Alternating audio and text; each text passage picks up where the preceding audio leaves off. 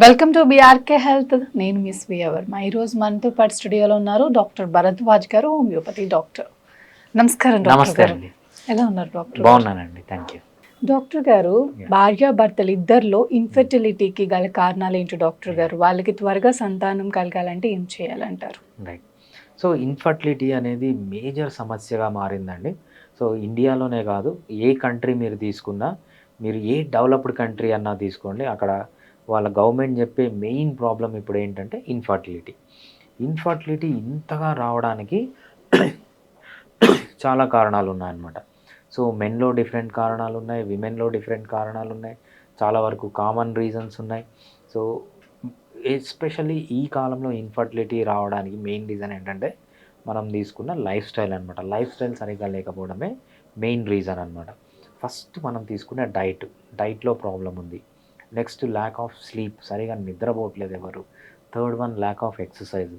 Fourth one lack of అంటే లైఫ్‌లో stress అనేది ఎక్కువగా ఉండడం, అది ఫోర్త్ రీజన్ అవుతుంది. ఫిఫ్త్ రీజన్ వచ్చి అలవాట్లు అనమాట. ఆల్కహాల్ కానీ, స్మోకింగ్ కానీ, ఇవన్నీ కలిసి ఫిఫ్త్ రీజన్గా, అంటే లైఫ్ స్టైల్కి సంబంధించినవి.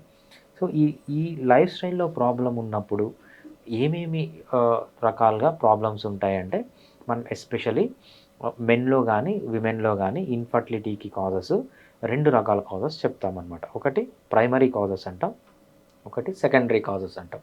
మెన్ కానీ విమెన్ కానీ ప్రైమరీ కాజెస్ అంటే ఏంటంటే, అసలు జీవితంలో ఎప్పుడూ వీళ్ళకు పిల్లలు పుట్టలేదు అంటే, అప్పుడు వచ్చిన కాజెస్ని ఏమంటామంటే మనం ప్రైమరీ కాజెస్ అంటామన్నమాట. ఆల్రెడీ ఒకసారి పిల్లలు పుట్టారు, తర్వాత పుట్టడం కష్టమవుతుంది అంటే దాన్ని ఏమంటామంటే సెకండరీ కాజెస్ కింద మనం తీసుకుంటాం అనమాట, మెన్లో కానీ విమెన్లో కానీ. సో ప్రైమరీ కాజెస్ మెయిన్గా ఉండడానికి రీజన్స్ ఏంటంటే, జెనెటిక్ కాజెస్ ఒకటి, అనటామికల్ అబ్నార్మాలిటీస్ అనమాట. జెనెటిక్ కాజెస్ అంటే ఏంటంటే, జీన్స్లో ఏమన్నా ప్రాబ్లం ఉందా, ఎగ్ ఫార్మేషన్లో ప్రాబ్లం ఉందా, స్పర్మ్ ఫార్మేషన్లో ఏదన్నా ప్రాబ్లం ఉందా, అసలు స్పర్మే ఫామ్ కావట్లేదా, ఎగ్గే ఫామ్ కావట్లేదా, ఇవన్నిటిని ఏమంటామంటే మనం జెనెటిక్ కాజెస్ అంటాం అనమాట. అంటే జెనెటికల్గానే they are not fit for reproduction అనమాట. సో ఇవన్నీ ఏంటంటే జెనెటికల్ కాజెస్ అంటాం అనమాట. అనటామికల్ కాజెస్ అంటే ఏంటంటే, చాలామంది విమెన్ కాదు, కొంతమంది విమెన్కి ఏమవుతుందంటే అనటామికల్గా అబ్నార్మాలిటీ ఉంది. ఫర్ ఎగ్జాంపుల్, ఫెలోపియన్ ట్యూబ్యూల్స్ ఉండవు, లేకపోతే యూటరస్ అనేది ఉండదు, ఉన్నా కూడా చిన్నగానే ఉంటుంది, లేకపోతే యూటరస్లో ఏమన్నా ప్రాబ్లమ్స్ ఉంటాయి. అనటామికల్గా అంటే స్ట్రక్చరల్గా ఏమన్నా ప్రాబ్లమ్స్ ఉన్నాయా, కొంతమందికి వ్యాస్ డిఫరెన్సే ఉండదన్నమాట.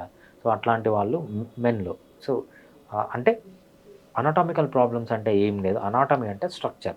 విమెన్ రీప్రొడక్టివ్ స్ట్రక్చర్ ఏముంటుంది, వజైనా ఉంటుంది, వజైనా తర్వాత సర్విక్స్ ఉంటుంది, సర్విక్స్ తర్వాత గర్భసంచి అంటాం కదా, యూటరస్ ఉంటుంది, యూటరస్లో నుంచి 2 ట్యూబ్స్ వస్తాయి, ఫెలోపియన్ ట్యూబ్స్ అంటాం, ఓవరీస్ ఉంటాయి అనమాట. ఇదంతా female reproductive structure. Male reproductive స్ట్రక్చర్కి వచ్చేటప్పటికి యురెత్రా ఉంటుంది, తర్వాత పెన్నిస్ ఉంటుంది, టెస్టిస్ ఉంటుంది, ఎపిడిడైమిస్ అంట, ఇవన్నీ పార్ట్స్ అనమాట. ఎపిడిడైమిస్ అంటాము, వాస్ డిఫరెన్స్ అంటాము, ప్రోస్టేట్ గ్లాండ్ అంటాము, కౌపర్స్ గ్లాండ్స్ అంటాము, సెమైనల్ వెసికిల్స్ అంటాము. ఇవన్నీ స్ట్రక్చర్స్, మేల్ రీప్రొడక్టివ్ సిస్టంలో స్ట్రక్చర్స్.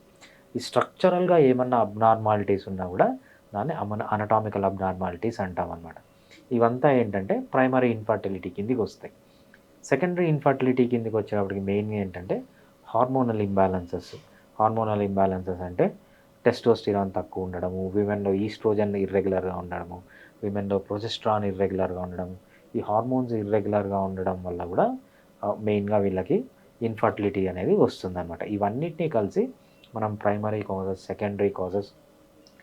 ఈ కాలంలో చాలామంది ఆండ్రాలజిస్టులు, అంటే నేను సెమినార్స్ అటెండ్ అయినా లేకపోతే ఎవరైనా ఆండ్రాలజిస్ట్ని కలిసిన మెయిన్గా వాళ్ళు చెప్పేది ఏంటి, ఎందుకు మెన్లో, ఎస్పెషల్లీ మెన్లో ఇంత ఇన్ఫర్టిలిటీ ఉంది అంటే రీజన్ మెయిన్ ఏం చెప్తారంటే మైక్రో ప్లాస్టిక్స్ అంటారనమాట.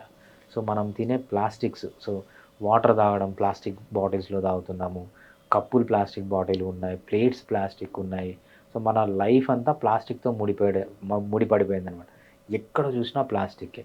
మనకు తెలియకుండా చిన్న చిన్న పీసెస్, అంటే ఈ ప్లాస్టిక్ ఆటమ్స్ కానీ లేకపోతే ఈ మాలిక్యూల్స్ కానీ మన బ్లడ్లోకి ఎంటర్ అయ్యి ఇవన్నీ ఎస్పెషల్లీ టెస్టోస్టిరాన్ ప్రొడ్యూస్ చేసే రిసెప్టార్స్ని డ్యామేజ్ చేస్తుందన్నమాట. సో అందుకు మెన్లో ఫర్టిలిటీ తగ్గిపోతుంది.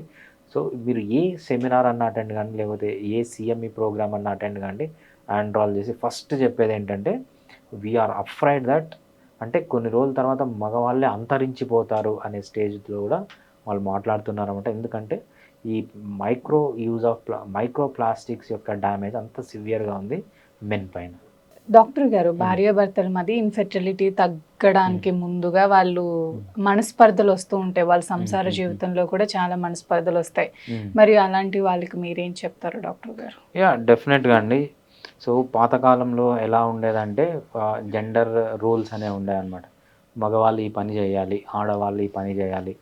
ఎస్పెషల్గా మగవాళ్ళకి ఏం చెప్తారంటే, మగవాడి రోల్ ఏం చెప్తారంటే ప్రొటెక్షన్ అండ్ ప్రొవైడింగ్ అంటారనమాట.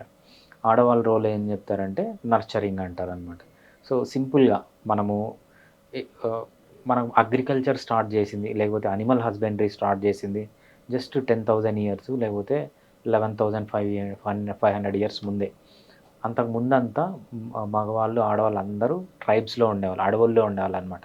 అట్లీస్ట్ ఒక 100 నుంచి 200 మంది హ్యూమన్ బీయింగ్స్ ఒక ట్రైబ్ ఉండేవాళ్ళు అనమాట. ఇట్లా మల్టిపుల్ ట్రైబ్స్, అంటే నోమాడ్స్గా ఒక ట్రైబ్ కొన్ని రోజులు ఇక్కడ ఉంటుంది, లేదా కొన్ని రోజులు వేరే దగ్గరికి వెళ్తుంది. ఫుడ్ని బట్టి, వాళ్ళకున్న రిసోర్స్ని బట్టి మారేవాళ్ళు అనమాట. అప్పుడు ఎలా ఉండేదంటే టిపికల్ జెండర్ రూల్స్ ఉండేవన్నమాట. మగవాళ్ళందరూ పోయి హంటింగ్ చేసుకొని వచ్చేవాళ్ళు, ఆడవాళ్ళందరూ ఇంటి పక్కన ఉన్న ఆకులు, లేకపోతే చిన్న పిట్టలు, లేకపోతే జంతువుల్ని తీసుకుని వచ్చి ఈవినింగ్ అందరూ కలిసి తినేవాళ్ళు అనమాట. సో అక్కడ మగవాళ్ళకి ఆడవాళ్ళు అనేవాళ్ళు అవసరం ఉండేవాళ్ళు, ఆడవాళ్ళకి మగవాళ్ళు అనేవాళ్ళు అవసరం ఉండేవాళ్ళు అనమాట. ఈ కాలం ఏమైందంటే మనం లార్జర్ సొసైటీస్ అయిపోయినాయి. లార్జర్ సొసైటీస్ అయిపోయేటప్పటికి ఈ మగవాళ్ళకి కావాలంటే ఆడవాళ్ళపైన డిపెండెన్సీ తగ్గిపోయింది, ఆడవాళ్ళకి మగవాళ్ళ డిపెండెన్సీ తగ్గిపోయింది. ఆడవాళ్ళకి మగవాళ్ళు ఎందుకు కావాలి? ప్రొవైడ్ చేయడానికి, ప్రొటెక్షన్ చేయడానికి. అవంతా గవర్నమెంటే చేస్తుంది అనమాట. మగవాళ్ళకి ఏం కావాలి? నేచర్ అండ్ నర్చర్ కావాలి. సో అది కూడా గవర్నమెంటే చూసుకుంటుంది. ఎప్పుడైతే ఈ గవర్నమెంట్ ఇన్వాల్వ్మెంట్ ఎక్కువ అయిపోతుందో వీళ్ళు ఏం చేస్తున్నారంటే, మాకు మీరెందుకు, లేకపోతే మీరెందుకు అని గొడవలు పడి దూరం అయిపోతున్నారు. అంటే ఏదైతే అవసరం అనే బాండ్ ఉంటుందో ఆ బాండ్కి బేసిక్గా ఏది ఉంటుందో అది లేకుండా పోయిందన్నమాట. సో అందుకు మెయిన్గా ఈ మనస్పర్ధలు అనేవి వస్తున్నాయి. అంటే ఒకరిపైన ఒకరి డిపెండెన్సీ తగ్గిపోయింది.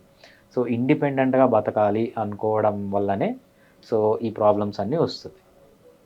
థ్యాంక్ యూ డాక్టర్ గారు. ఓకే.